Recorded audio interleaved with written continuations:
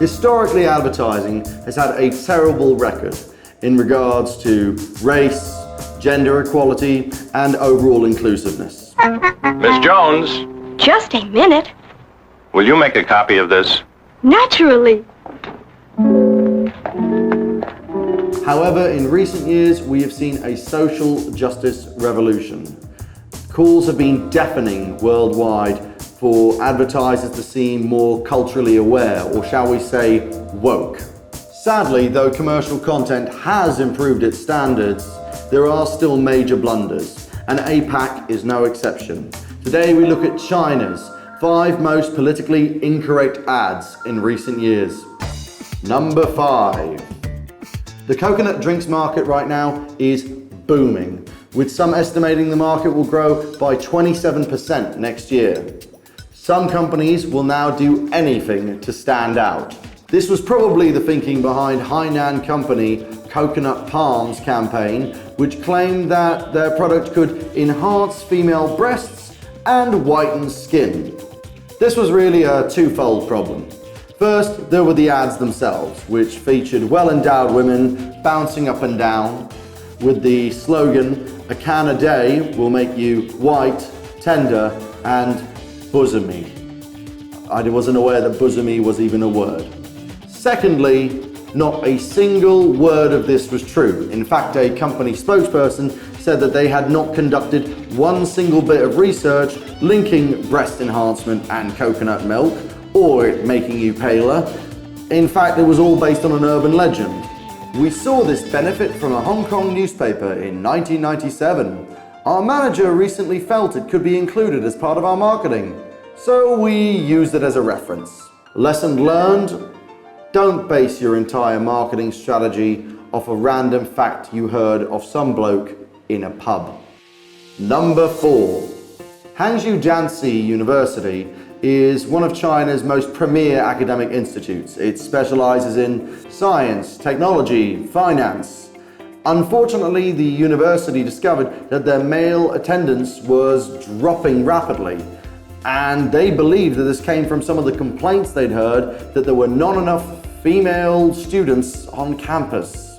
Rather than creating a new campaign that would generate interest in their business, technology, and science courses to both male and female students, they instead went along a much seedier route. On the massively popular social platform WeChat, the university decided to post pictures of attractive women on campus dressed for some reason in military uniform. The most creepy part about this was the attached quote, which read, "The male to female ratio is around 2 to 1. Female students are not that few and are good looking, kind-hearted, and very smart." Once social media started calling out the completely ludicrous scheme they were going with, a lecturer at the university responded with, "Because of the perception people had about the school lacking in female students, we thought the best way to counter that was to use humor." No, it wasn't. Fortunately for the university, all of the original posts they made seemingly disappeared through some kind of data error. Number 3. Britain is seeing a boom in Chinese tourism. Back in 2016, visitor numbers had increased by 46% over the previous year. China reasonably thought maybe they should include some helpful information about Britain in their magazine, Wings of China. On the subject of London, they wrote, "London is generally a safe place to travel. However, precautions are needed when entering areas mainly populated by Indians, Pakistanis, and black people. We advise tourists not to go out alone at night, and females always to be accompanied by another person when traveling." Wow! As one might imagine, the people of London and the people of Britain in general became infuriated at this statement. MPs and the Mayor of London both complained to the Chinese embassy and to Air China. However, Air China's response, though apologetic, mainly threw their vendor under the bus. In short, Air China's statement was, As a very big company, they had multiple versions of the magazine. There must have been a translation error made somewhere. They were dealing with it and they would make sure it never happened again. Number 2. I may only be a humble individual with a limited understanding of the world, yet I have learned one profound fact. Women are not cars. If only somebody had informed Audi before they created a July 2017 advert which compared a woman on her wedding day to either a car being bought or to a farmyard animal being inspected before purchase. This advert went down worse than you could possibly imagine in China, where women are fighting an uphill battle against a sexist culture that often compares them to commodities.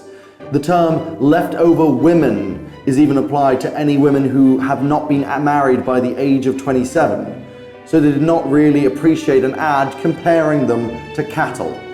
Audi responded by pulling the advert in all territories and apologizing for releasing it in the first place.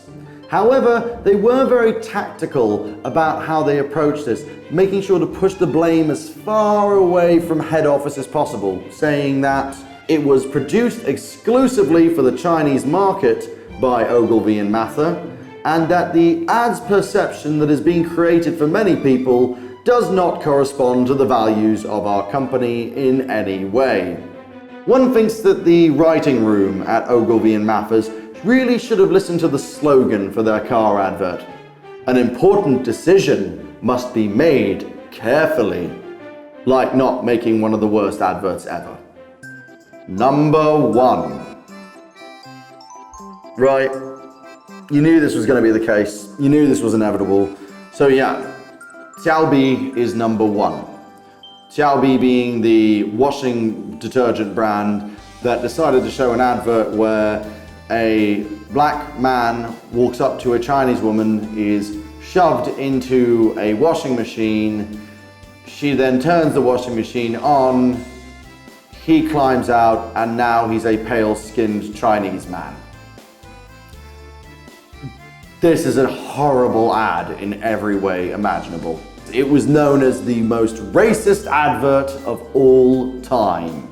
Xiaobi did actually apologize quite profusely in a 4-point statement, but they were very clear that they never thought this would be racist from the beginning.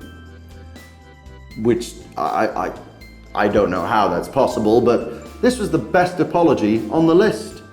They even went on to say they do not shirk responsibility for this ad, that even if they did not think at the time of creation it was racist, they understood why it was wrong now and why it was solely their fault. They didn't try to push it on onto anyone else.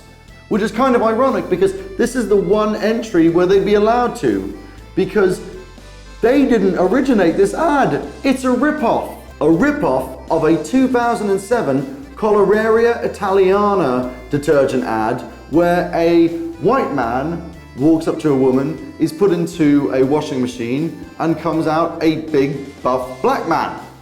And yet, even though that advert exists, people were willing to label the Xiaobi advert as the most racist advert of all time, to which I would show them this. Chinese mother, bling baby, great Western invention, spoon.